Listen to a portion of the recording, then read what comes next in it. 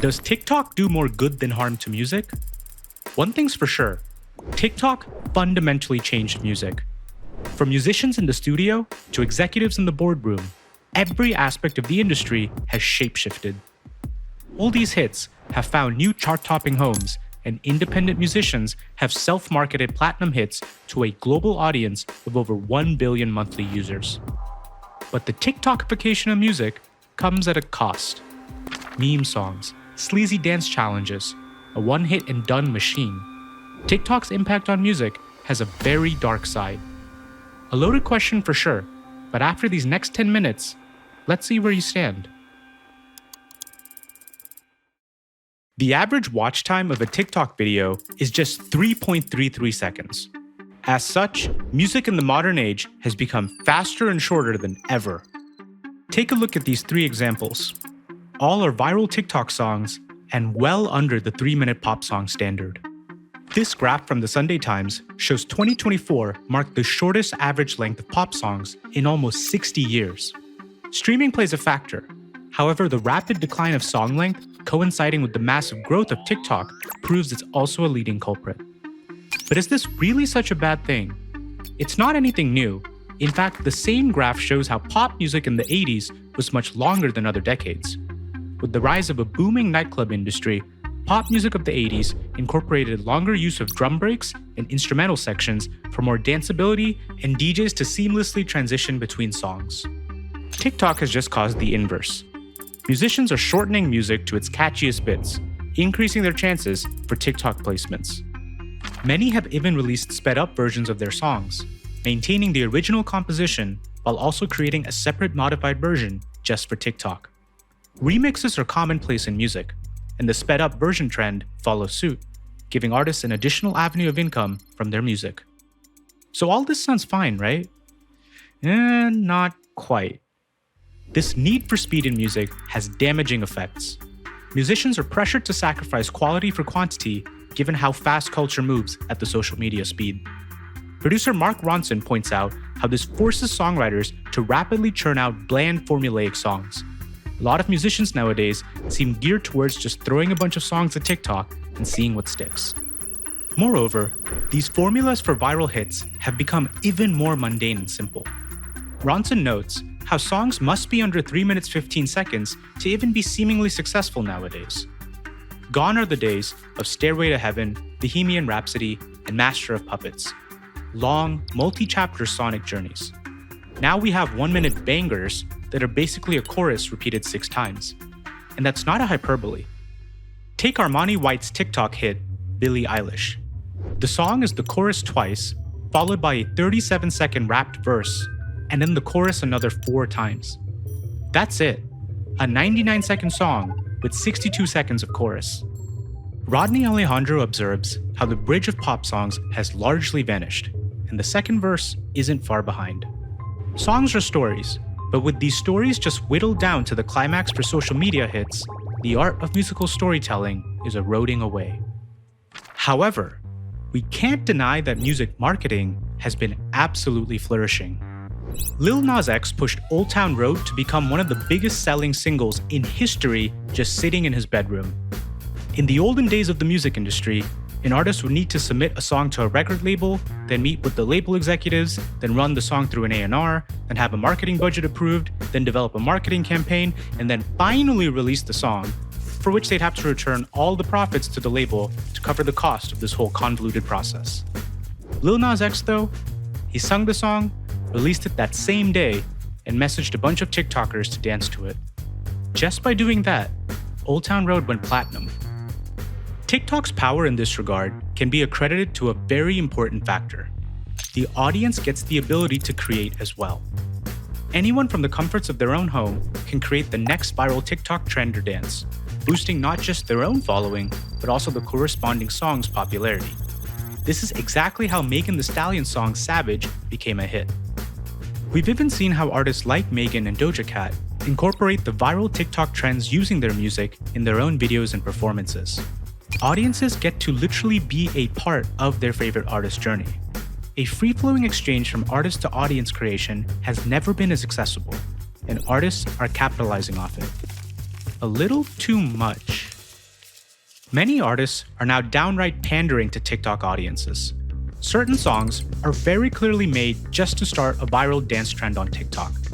Drake's Tootsie Slide and Justin Bieber's Yummy are both examples of two of the biggest musicians in the world creating songs with this intended purpose. Furthermore, music labels are now pressuring artists to create music more tailored for TikTok marketability. Halsey, Charlie XCX, FKA Twigs, and Florence Welch have spoken out about this, with Halsey even stating she couldn't release a song because her label first wanted to make a fake viral moment on TikTok for it.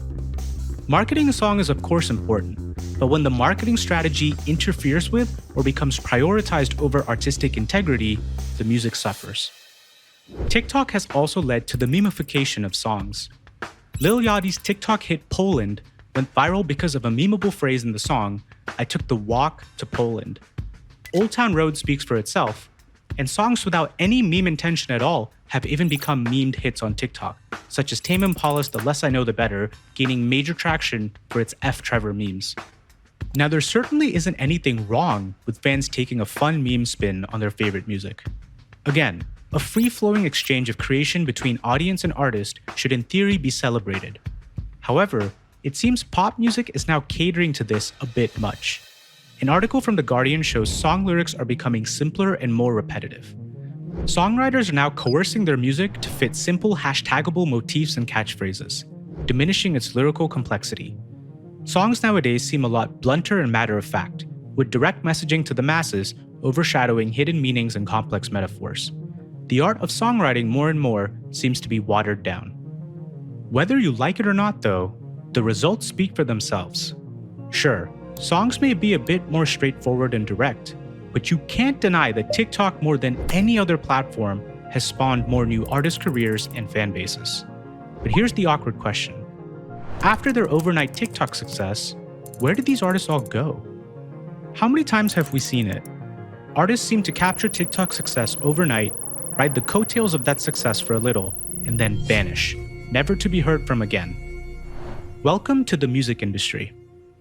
Major labels are scouring TikTok 24/7 for any hint of the next viral hit. As soon as one's spotted, the artist is quickly signed to a record deal, a blessing very much in disguise. Once an artist signs a deal, more often than not, they sign away their artist rights to the label. Every song's release must be approved by and executed through the label. Plus, artists aren't allowed to independently release music anymore. This creates several problems for TikTok musicians. For starters, labels don't even know how to market TikTok musicians.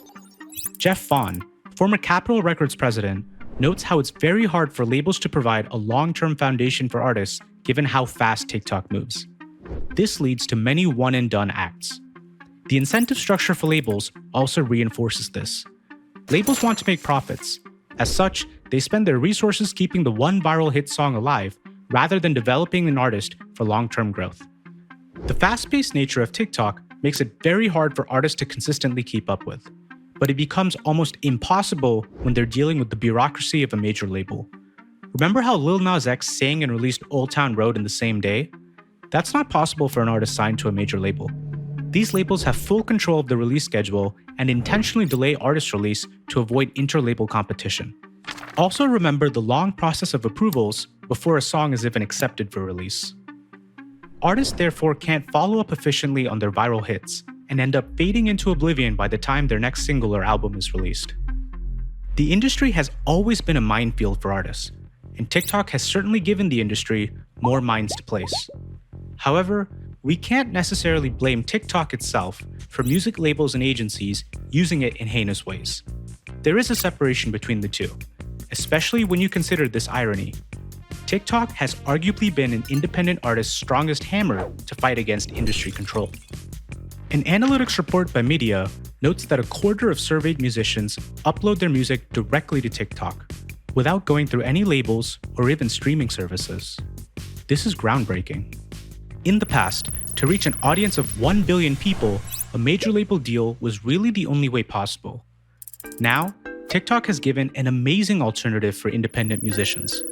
Many artists now reject label deals, opting to purely self-market on TikTok, allowing them direct access to a self-managed fan base and their artistic freedom. To be a completely independent global musician has never been more doable than now, and we see many musicians dream this vision into reality purely using TikTok. With all its faults, TikTok has certainly aided the indie effort arguably more than any other platform. So with all that's been said, what do you think? Does TikTok do more good than harm to music? Convince me in the comments, because I don't know the answer.